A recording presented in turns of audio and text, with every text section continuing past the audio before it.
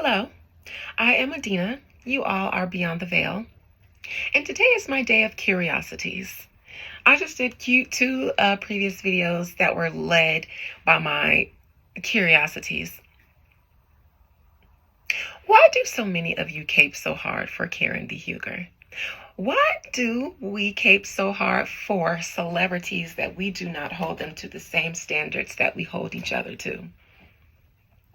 I say that because of the overwhelming amount of people who feel like Karen Huger's sentence was harsh, but I believe she's had multiple DUIs. And from day one, Karen Huger was not my favorite housewife. I don't have a favorite celebrity at all. I don't get stand out like that. I actually am my favorite celebrity, to be honest. I've always been that way. When people used to ask me who is my role model, I would get so stumped. Everybody would say this famous person. Some people would say their mom. I didn't know how to say it was myself, even at a young age. But Karen was one of my least favorites because I clocked her inability to hold herself accountable, even if she won't do it in front of other people. What I acknowledge is that she doesn't do it with herself. And I'm an observer of people, so I look and I don't judge. But there, I also learn how to handle or how to maneuver people. Once you accept humans for who they are instead of judging, you can know how best to maneuver yourself around them, unless they are just a horrible person and they deceive you and wear a mask. Karen can't wear a mask because she constantly wears a mask. And so for me, that's how she can't wear a mask, because she wears one for herself. So I know who she is, someone who doesn't like to see themselves in their true light. When I saw that episode of Potomac, early episode, because I liked Potomac before everybody else started liking it, like the first few seasons. I actually liked it up until up until the fight with Monique. That's when I stopped liking it, because they gave off a different energy before then. And it was less ratchet, to be honest. But when her wig was completely shifted on that trip and her edges was bare, I knew then, and this isn't me throwing shade, I'm literally making a point. I knew then that this, and the way she reacted, I probably would have laughed and be like, Lord, the people done seen me bare, let me get my, but I knew then that she was mortified at being seen the way she truly is, because I don't think she likes the way she sees herself when she takes it all off. Underneath her wig, underneath the makeup, underneath the esteem of her county or area code, behind the esteem of her husband and his money, there lies someone, I believe, who has an issue with who they are, because I believe Karen is a person who always wanted to be someone else.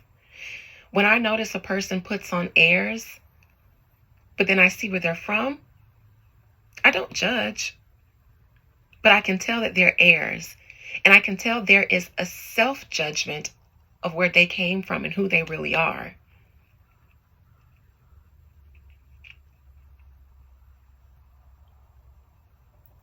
This is just my observation of her, and I find it difficult. I don't judge, but I have to judge the people accordingly. Those are the people that I'm concerned about, people who lie to themselves and can't accept themselves, because we all are flawed, and we all, should be okay with our light and our dark. God said, I created good and evil. So even God itself was aware of its good and bad tendencies. God started from nowhere. There was just me in the darkness. There was just God in darkness, until there was a need for enlightenment. Why do I behave this way? Let me be better. Why do I behave this way? Then light came. Some people, when the light is turned on in themselves, they say turn it off, because what they see is that they're not who they want to believe themselves to be.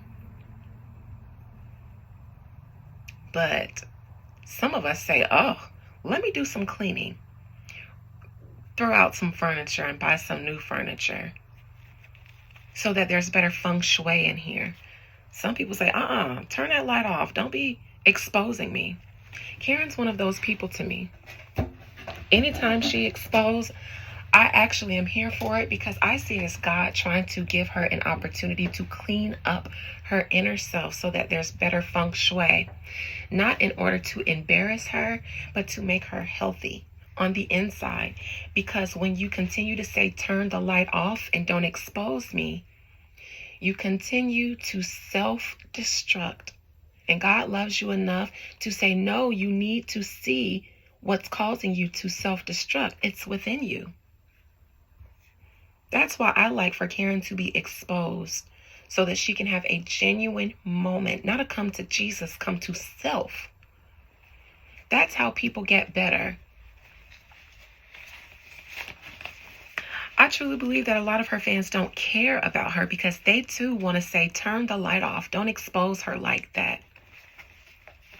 Send her somewhere where they can give her medicine, instead of saying, no, let's be accountable with ourselves, because you don't do that well. And she doesn't. For people like that, God has to expose their bald edges, expose their imperfection by allowing their edges, their lack of edges in their twisted wig to be exposed, allow their multiple DUIs to be exposed publicly on national television, because she is the one who pursued the spotlight, knowing that she has deep-rooted issues. But God loves you enough, Karen, to expose you at every time. Sometimes God allows the lights to be turned off, because maybe God just be like, fine, let them be turned off. Your fate is sealed. Karen, God is still trying to tell you something.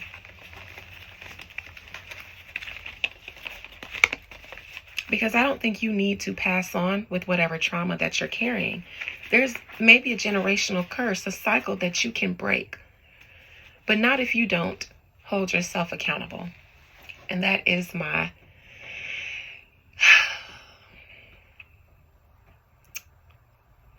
that's my little holier than thou message, if that's what you guys are going to call it, because I don't say these things out of my perfection.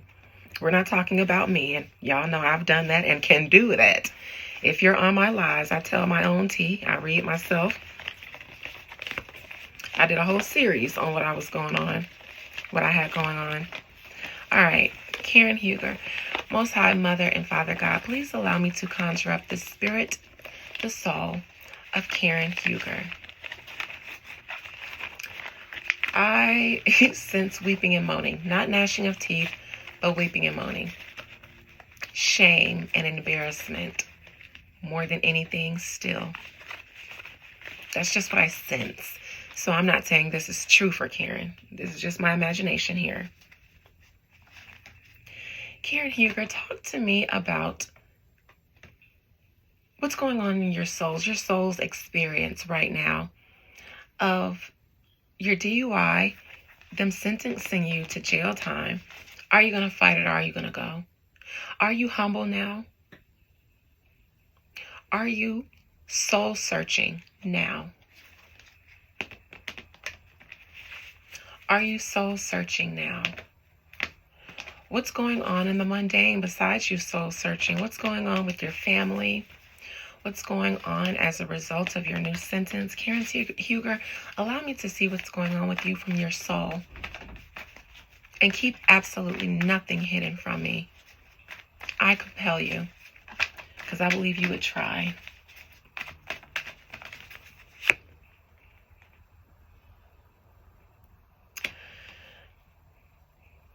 I believe that Karen is going to ultimately have to do a year, maybe, instead of 2. This is the year card, because it's a full cycle of the entire tarot. A full year cycle. I know they said she was sentenced to 2. This is the 21 card. So 2 may be reduced to 1. I don't know. But I know at 1 to 2 years is on the table for her. She has been sentenced, and I believe they intend for her to do some jail time. The problem is that Karen defended herself. She took it to trial instead of taking a plea or doing whatever else was on the table. She was defiant. She was defiant. When her footage, the footage should have made her not defiant. She was obviously intoxicated. Obviously, from the scene to the interrogation afterwards. And she decided to defend herself. Look at the bandage on her head because her wig was shifted in the video. I believe that Karen has an issue with her hair. Because I've seen her hair edges before. I believe she has an issue with her hair. I believe underneath her wigs, she is largely bald. Not completely shaven, but I believe she has an issue with her hair. And her hair is a sensitive spot for her.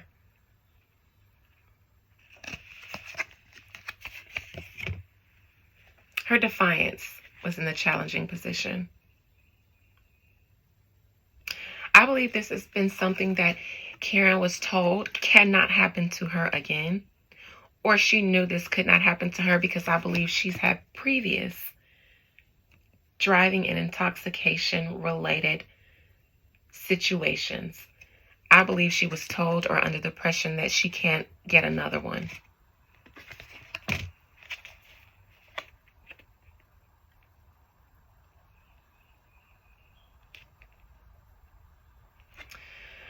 I don't know if she has a new legal representative, but I believe that Karen is going to try to do things on the up and up now. She really doesn't have a choice. I don't know if she's still going to appeal. She may try to appeal that sentence. I'll clarify this, but because of how serious she sees the courts being with her, moving forward, she's more sober-minded now, and she will comply, or at least she plans to. Karen doesn't like to be humiliated and embarrassed, and Karen has a self-accountability issue, the sun in reverse. Self-esteem, I believe. Self-hate, maybe. Self-accountability. This is a person who hides from themselves. This is a faux persona, a faux personality. Who you all have come to love is not who she really is when the cameras aren't rolling. And I believe this judgment was righteous.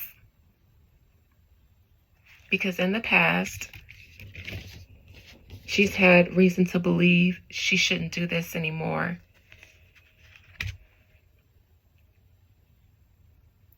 Anybody else that you all know in your community, you guys would expect them to not have a slap on the wrist. Maybe you would like it. But if you are thinking from the judge's perspective, how many times are we supposed to let you skate before you harm yourself or someone else? Because look at you this time. An accident.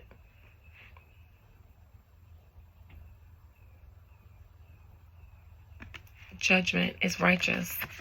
It's needed for Karen because she has an issue with facing herself, which is why she has an issue with fixing her DUI, her drinking problems. She likes to maintain that she's not an alcoholic. I'm just grieving. I'm grieving my mother. I'm on antidepressants. I'm da-da-da-da-da-da. Everything other than all those things might be true, and they may be reasons why I'm an alcoholic. They may be excuses for me to justify my alcoholism. I believe she was an alcoholic before her parents passed away.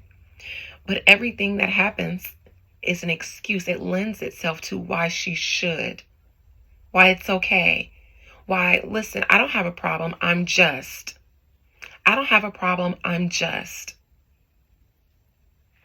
The only time you can heal is when you say, nah, I have a problem, because life is going to throw you curveballs. Are you going to blame life on you drinking?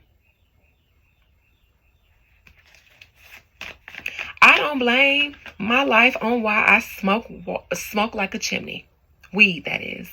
I don't, and I've had a very traumatic life. I don't blame it on that. I do think that it helps with my PTSD and my anxiety and things like that. But alcohol could also be my coping mechanism, because both sides of my family can drink like a fish. I can drink like a fish, but I choose to move a certain way because I know I have addictive tendencies. Addiction. My uncle was addicted. My aunt passed away from drug use. My mama did drugs when she was younger. So it's a choice for me, because I might try something and like it. Like weed. Fortunately, I've never gotten addicted to pain pills, and I'm only saying that as a fortunate, because I could have. I actually enjoyed what it felt like when I had to take Percocets after an accident. I liked it. I did. It just so happens, though, that I like weed. I like to smoke. That's my drug of choice, weed. And I'm okay with that because I don't hurt nobody. But I also say that I smoke like a chimney. And I'm not saying I do it because I was molested when I was a child. My father went away after being a good man, Savannah. A good man. Went away to prison for 20 years. And now he doesn't even know that his sister-in-law passed away because nobody even told him. Anyways, but I don't blame it on everything that I've been through. I don't blame it on neglect, abandonment, failed marriages. Oh, not marriages, honey. And I've had one, and I don't say it was a failure. I said my husband was a fool. And by the time he tried to come back, it was too late, because I had evolved and outgrown what we were and what he still could be. But I smoke like a chimney because I enjoy it. I enjoy how it makes me feel when my nerves is bad. I could go and take some other medications, but I don't want to, because I don't want to get addicted to pharmaceuticals. Judgment was righteous. Ace of Cups, because Karen likes to drink. She likes to drink. Karen does not drink because she grieves. Karen drinks because she likes to drink. That's her vice. Unfortunately, it gets her in trouble with the law, which is why I don't judge her. I'm also saying, though, that I don't see grief here. Karen drinks because she likes to fix herself a drink. It makes her merry. It brings her joy. And that's what you guys need to understand. Karen doesn't need a tap on the wrist. Karen needs to not like to drink so much, because she likes it. Not in reverse. She doesn't not like it, but do it to cope. No. The Ace of Cups is joy and merry here. Let's turn up. I believe that Andy in the show feels like, I can't get you out of this, sis. We can't help you with this. I also believe Karen pulled out of the show because of this. Ego, embarrassment, but that's all stemming from someone who doesn't like to face themselves and their own truth.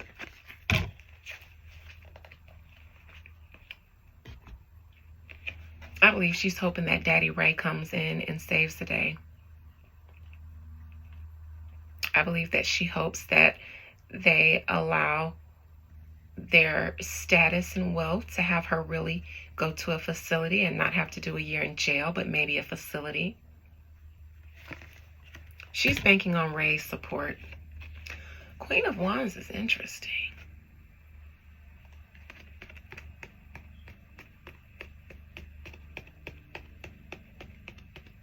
Queen of Wands? One second, guys. All right, I, like Karen, had to adjust my wig, and I wasn't going to do it in front of you guys, but Queen of Wands, that's interesting for Karen because she's definitely not in her maidenly years. I wonder if that's her daughter.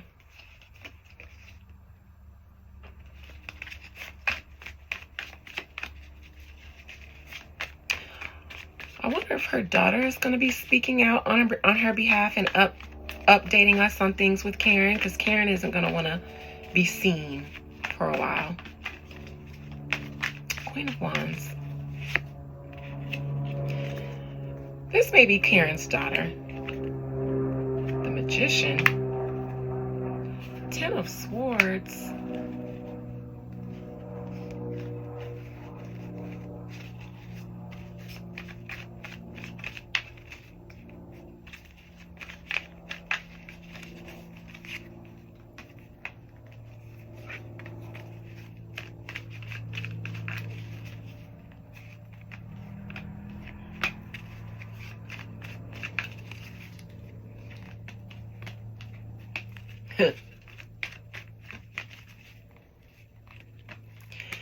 This may be Karen's daughter. Karen is going to withdraw and not going to want to be seen, especially if she goes to jail. So Karen's daughter, I believe, will step up in some way. I believe that's who that Queen of Wands is.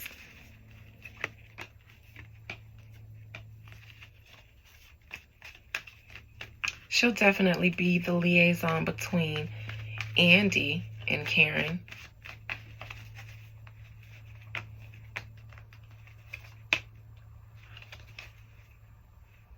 I believe her family is being supportive to her. I believe her family is being supportive. I believe that they are preparing for her to have to go to jail.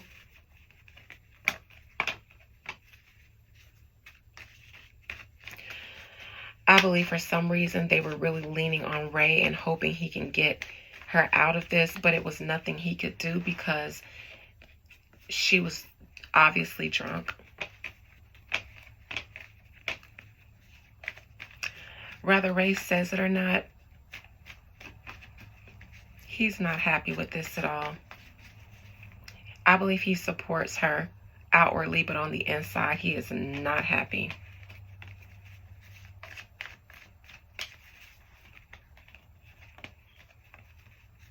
He knows the real Karen. I'll just say that. Ace of Cups.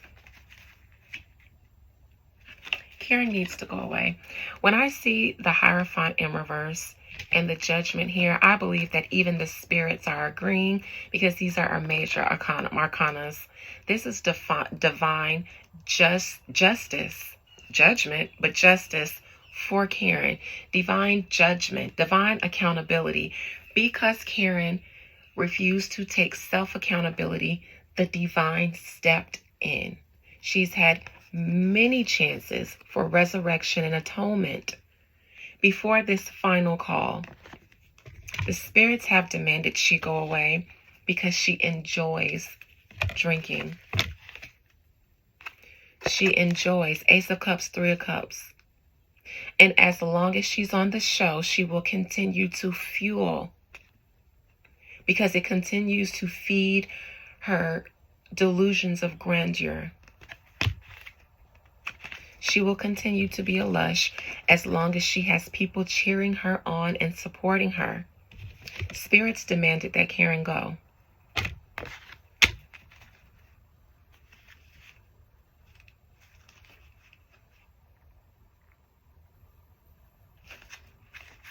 The Sun in reverse, and I'm going to end that there. Karen was never going to stop on her own. The Knight of Pentacles in reverse is the one that absolutely will not move when it's in reverse. Everybody else might get back up, not the Knight of Pentacles in reverse. It's stubborn. It's not gonna move. She wasn't trying to, though, because she wasn't even acknowledging that she had an issue. And having more money and having access to money. This is also delusions of grandeur. Because Karen didn't come from money. And the money that she's accustomed to now came from her husband. So she really has no reason to put on as if she comes from British royalty the way she does. I think that Karen also likes to spin.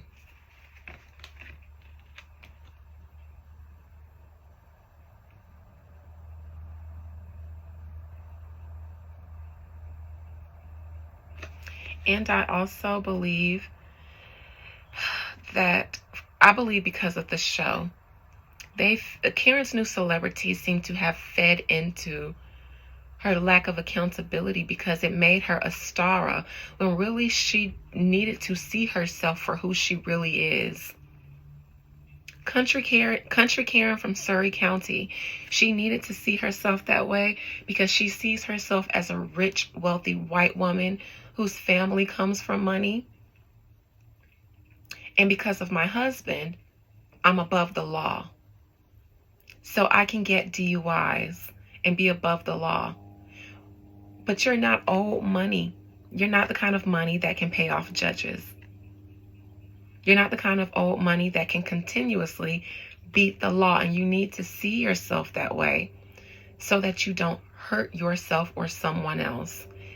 Judgment stepped in, and it's a righteous judgment. Because I think you were trying to take easy ways out. Especially when you originally turned down getting help when it was first offered to you. You said you didn't have a problem. Now, along with righteous judgment, is righteous justice. The spirits, God, the divine, allowed this to be so. Karen's going to go. She's not going to be able to get out of this because it has been ordained on high, so it has been ordained below. I think her daughter will step up and take a more prominent role on behalf of her mother. We'll see her in some way, I believe. All right. Love you guys. Bye.